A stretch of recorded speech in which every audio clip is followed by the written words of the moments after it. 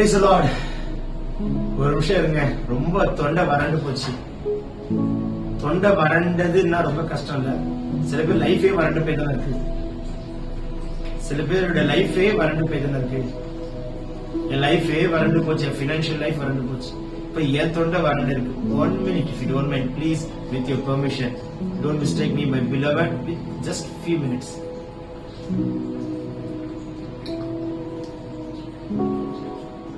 இப்போ வறண்டு போன என்னுடைய தொண்டைக்கு நான் ஊற்றின இந்த தண்ணீர் எப்படி என்னுடைய வறட்சியை நீக்கியதோ, நான் கொடுக்கும் தண்ணீரை பருகிறவர் ஒரு காலம் தாகமடையார், அது ஜீவ தண்ணீர். வாழ்க்கையின் வறட்சியை போக்குகிறது பரலோக ஜீவ தண்ணீராகிய அபிஷேகம். Turn the book of Isaiah chapter 44 verse 3. தாகமுள்ளவன் மேல் தண்ணீரை ஊற்றுவார், வறண்ட நிலத்தின் மேல் ஆறுகளை ஊற்றுவார், உன் சந்ததியின் மேல் தம் ஆவியை ஊற்றுவார், உன் சந்தானத்தின் மேல் ஆசீர்வாதத்தை ஊற்றுவார். ஊற்றுவார் ஊற்றுவார் ஊற்றுவார் ஊற்றுவார்.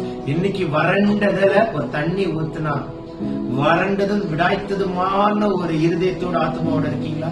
இன்னைக்கு ஒரு தண்ணீர், ஒரு தாகம் தீர்க்கிறது. ரொம்ப try, totally a family life dry, a financial life dry, a social life dry, a spiritual life dry. இந்த டைம்ல உங்க ட்ரைனஸ் நீங்குது.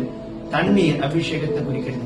இந்த பாத்திரம் முழுவதும் நிரம்பி இருந்தா அந்த பாத்திரத்துக்கு அழகு. உங்களுடைய இருதயமாகி பாத்திரத்தை ஜீவ தண்ணீரால் முழுவதும் நிரப்புவாராக. கேளுங்கள் அபிஷேகத்தை. உங்களுக்கு ஒரு ரகசியம் சொல்லவா? உலகம் தெய்வத்தை அபிஷேகம் பண்ணுது. கோச்சிக்காதீங்க என்னுடைய இந்து நண்பர்களே.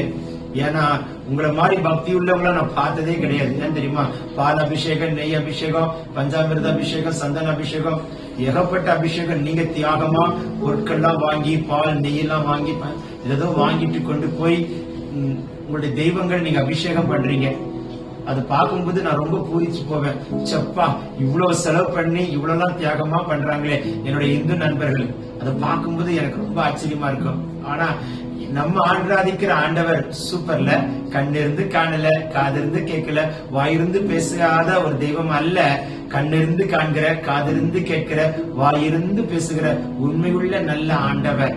இந்த அழுக்கு பிடிச்ச மண்பாண்டம், இந்த நாற்றம் பிடிச்ச இந்த தோற்று போன இந்த சரீரத்தை அவர் ரத்தத்தால கழுவி என்ன அபிஷேகம் பண்ணி என்ன அலங்கரித்து இந்த பட்டணத்துல மலைக்கு மேல் இருக்கிற பட்டணம் விளக்கு தண்டின் மேல் இருக்கிற விளக்கா அப்படி உயர்த்தி நிறுத்தி காட்டுதே அந்த அபிஷேகம்.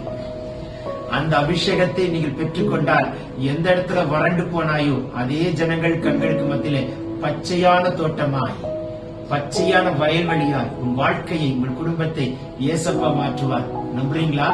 நம்புறீங்களா? நம்புறீங்களா? வறண்டு போயிட்ட உன் வறட்சி நீங்கும் நாள்.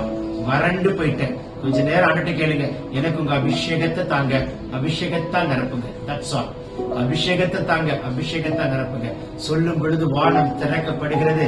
ஒரு தைல குப்பி எடுத்துக்கொண்டு தூதன் உங்க தலை மேல வந்து ஒரு அபிஷேகம் பண்ணுகிறதை நான் பார்க்கிறேன்.